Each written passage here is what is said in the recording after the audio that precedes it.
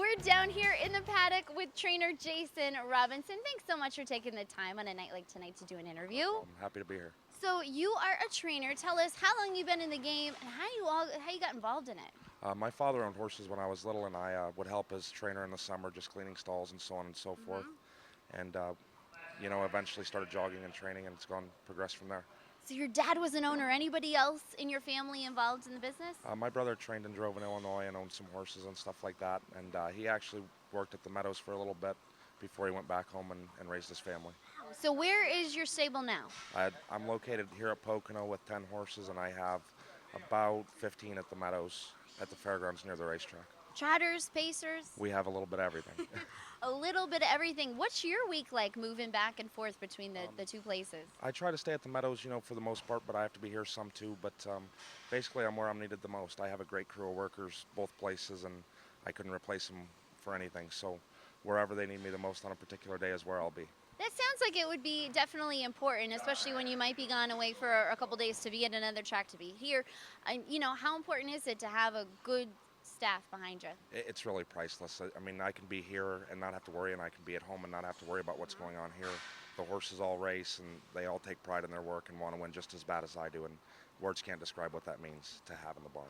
So originally from Illinois, what led to the move east? In 2003, we went on strike in Illinois, and obviously we couldn't stay there and starve to death, so I came to the Meadows with Tim Tetrick and Amanda Smith and Patrick Berry and, Rick Dane, and we all kind of worked together and raced some horses, and I just decided to stay. Man, so you're liking it then? Yeah, the hills, there's something about them. It just makes me calm, I guess. Yeah. So any standouts in the barn? Honestly, we're a stable of claimers. There's a few horses I like. Jolt and Colt, to name one, I think is a very talented horse that I claimed for $21,000, and I've raced through some condition races. Other than that, obviously the higher price claimers are the better horses that I have. I'm not big on conditions and stuff like that. What do you look for when you're making a claim? My biggest thing is back class. I want horses that have beaten better in years past or whatever, and maybe have fell into a lull and just need a change of scenery. That's my biggest thing. I'm an aggressive type of trainer. I expect them to do a lot of work through the week, and that's how we do things. So that little bit of challenge of getting them back there and even improving them. Yeah, that's what it's all about, is hopefully they can find that old spark that they had, at once upon a time, and make some more money. That's really incredible. So you had claimed Caden's Colt, back-to-back wins for you. What are you doing after you claim him? What are you looking at? Honestly, with him, he's a big lazy horse is what he is. He doesn't like to do his work, and we kind of put him in our program, which requires him to do quite a bit of work, and we switch it up. I gallop a little bit just to change things up for him, and they are able to go faster doing less work that way, and he really seems to have responded to it, and now when you ask him to do his work, he's a lot more willing, and that's been key for him. And Matt's done an unbelievable job driving him for me. I can't say enough good about him either. How important is it, those relationships with drivers and the conversation? Are you having a conversation before you head into a race, kind of talking about how they behave? Honestly, the first time I raced Caden's Colt, for instance, I told Matt to just make sure he left and he would be fine. And he had driven the horse before, and he wasn't a big fan and stuff. And thankfully, he trusted me enough to listen and do that, and the horse has been good for him.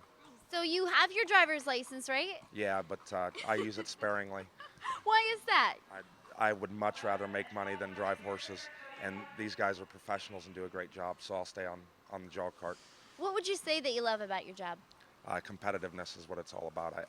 I don't care what I'm doing. I love being competitive, and every night I get to race against guys that I grew up watching and admiring, and it's great. I can't even express how much fun I'm having.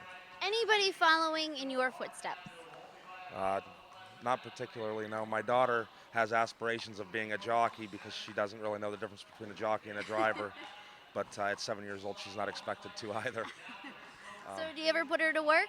Every now and then she'll come to the barn, but she's not going to work in the barn for quite some time. She's got a lot of activities. She's a little bit busier than I am at this point. But she wants to be a jockey so she could be with Dad. Yeah, that's her plan anyway. That's sweet. We'll see where she is in 10, 15 years. And more importantly, she got an A on the paper that she wrote about it, so that was the best part. What I want to be when I grow up? Yep, that's exactly it. Nice, very cool. We're going to change gears a little bit here and talk about Jason Robinson off the track. Are you ready for some lightning round questions? I'm ready. I'll do my best. Here we go. Your favorite movie? Honestly, anything that's funny. is good with me.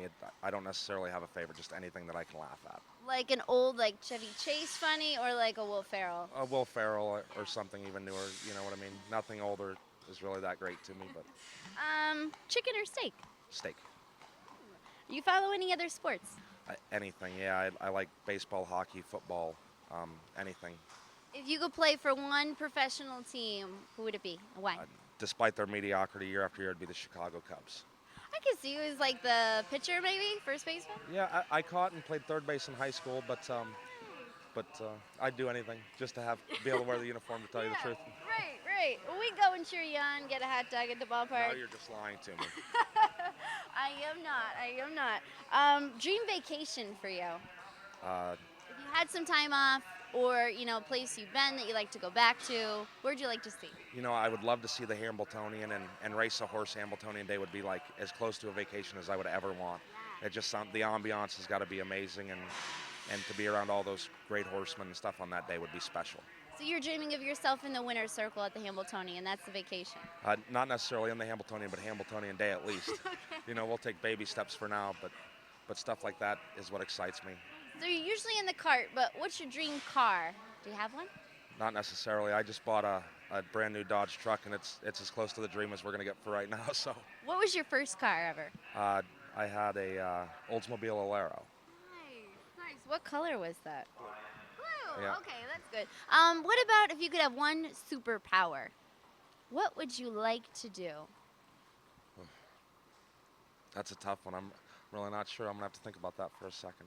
You think about that, because I could see the yellow cape now and the Cubs hat. If I could do anything, I would be able to transport myself from here to home and back.